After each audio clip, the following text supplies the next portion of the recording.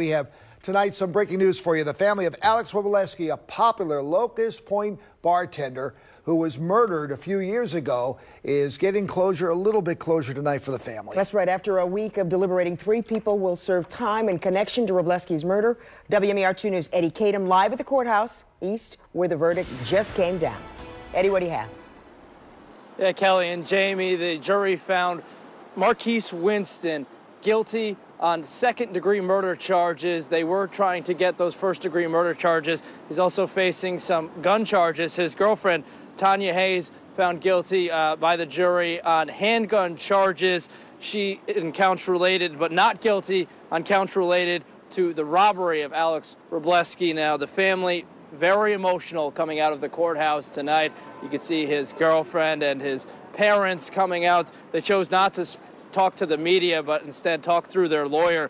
Winston sentenced for killing Wroblewski during an attempted robbery. This was at a Royal Farms. Wroblewski was coming out. He was getting milk and cookies, and then was going to try to go back home, and that's when this all started to unfold. This was on Key Highway near Lawrence Street. Hayes of Atlanta, she was on trial for aiding in the robbery and murder. She drove the getaway vehicle and was conspiring to commit the armed robbery, but she was only given those handgun charges today. A third suspect in the murder, 21-year-old Devontre Gatling-Malzahn, Hayes' son, he pleaded guilty to conspiracy to commit armed robbery, taking a 20-year sentence with all but 8 years suspended. Now, part of his plea deal meant he would have to testify if called upon in the cases of Winston and Hayes. Winston and Hayes were each offered plea deals as well, but both declined. Now, the lawyer for Wroblewski talked for the family after this unanimous verdict. I think everyone is grateful that there's a measure of closure.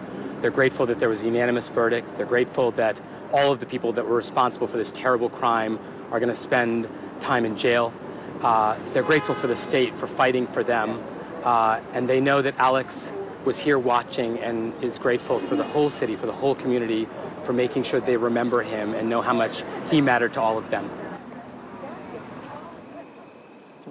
Wroblewski was a bartender at the Row House, and he was well known in the service community in this city. Still waiting on sentencing, but typically second-degree murder in the state of Maryland carries a sentence of 30 years. Live in downtown Baltimore, Eddie Kadam, WMAR 2 News.